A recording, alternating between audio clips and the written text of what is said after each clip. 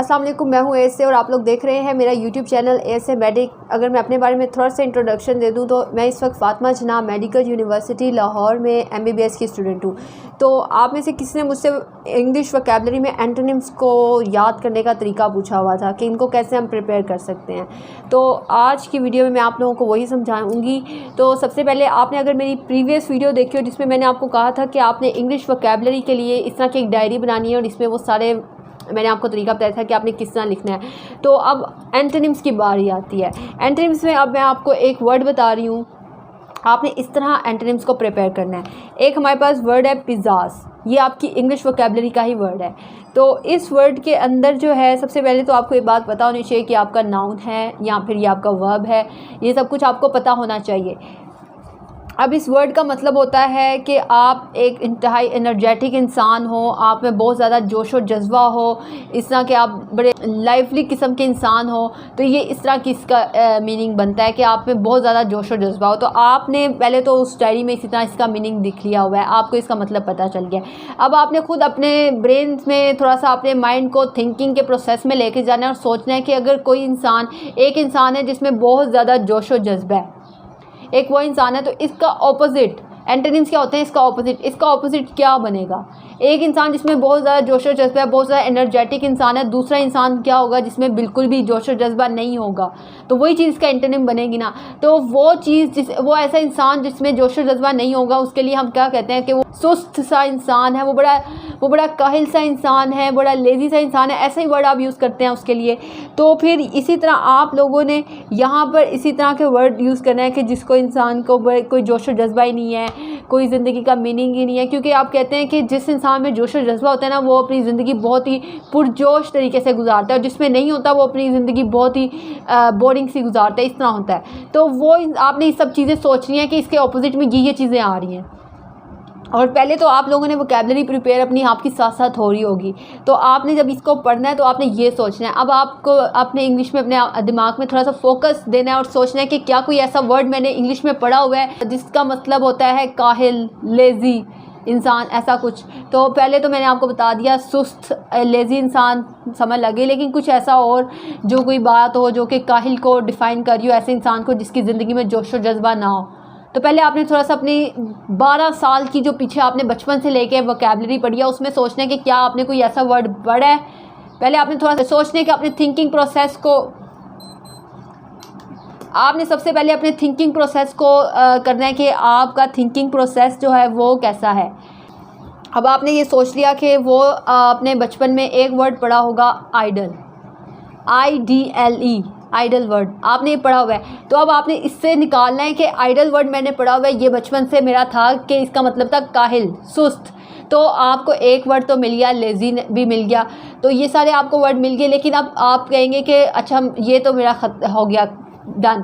लेकिन अब कुछ ऐसे वर्ड हैं जो कि और भी इस मीनिंग में आते हैं, जो कि काहिल और सुस्त के वोकैबुलरी में आते हैं, लेकिन आपको वो नहीं पता। तो आपको कुछ नया जो सीखने को मिलेगा वो यहाँ पर एक वर्ड है, जैसे आइडलनेस तो हमने कर लिया कि आइडल, ठीक है। लेकिन अब जो वर्ड हैं जैसे यहाँ पर न्यू वर्ड जो आप देखेंगे वो ये होंगे इनकैपेसिटी। एक वर्ड लिखा हुआ है यहाँ पे लिखा हुआ है कि डिसस्पिरिटेडनेस, यानी किसी इंसान में कोई जोश और जज्बा ना हो किसी चीज़ को गुजारने का, किसी की स्पिरिट ना हो, आप में स्पिरिट लेस लाइफ हो आपकी।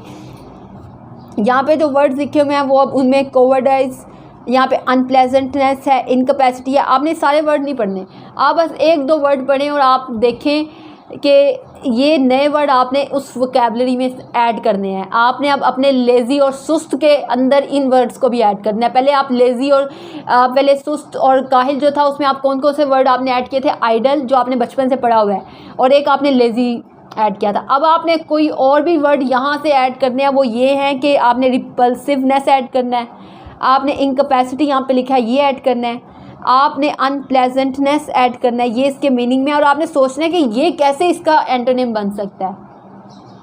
अब जैसे यहाँ पर एक बंदा है जिसके अंदर मैं आपको बताती हूँ जोश और जज्बा हमने किया, पिज़्ज़ाज़ का मीनिंग और एक बंदा जिसमें बहुत ज़्यादा जोशो जज्बा है। तो जिस बंदे में जोशो जज्बा होता है उसके पास हर काम को करने की कैपेसिटी उसकी बढ़ जाती है, वो हर काम को दिल लगा के करता है। और एक बंदा जिसमें जोशो जज्बा नहीं होता उसकी कैपेसिटी नहीं होती। तो यहाँ पर एंटोनिम्स में एक वर्ड इन्होंने लिखा हुआ है इनकैपेसिटी।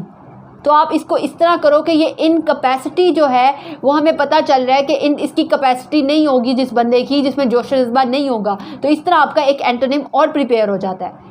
आप लोगों ने इसको इस तरह प्रिपेयर करना है। सारे नहीं, अगर आपसे सारे नहीं हो पाते तो ना करें, लेकिन 1 या 2 या 3 ज़रूर पढ़ें और उनको रिलेट करें कि किस तरह ये उसका एंटोनिम बन सकता है। जब आप किसी चीज़ को रिलेट करके पढ़ते हैं तो वो ऑटोमेटिकली आपकी लॉन्ग टर्म मेमोरी में आसानी से चली जाती है। जैसे मिसाल के तौर पे अगर मैं कहूँ कि मिसाल के तौर पे ये एक बुक है पर्पल सी बुक। अब इस बुक को अगर मैं रिलेट करके पढूँ, अब इस बुक का कलर मुझे भूल जाएगा, मुझे उम्मीद है। तो मैं इस बुक को अगर किसी चीज़ के साथ रिलेट कर दूँ तो ये बुक मेरे पास मुझे याद रहेगा कि इसका कलर पर्पल है।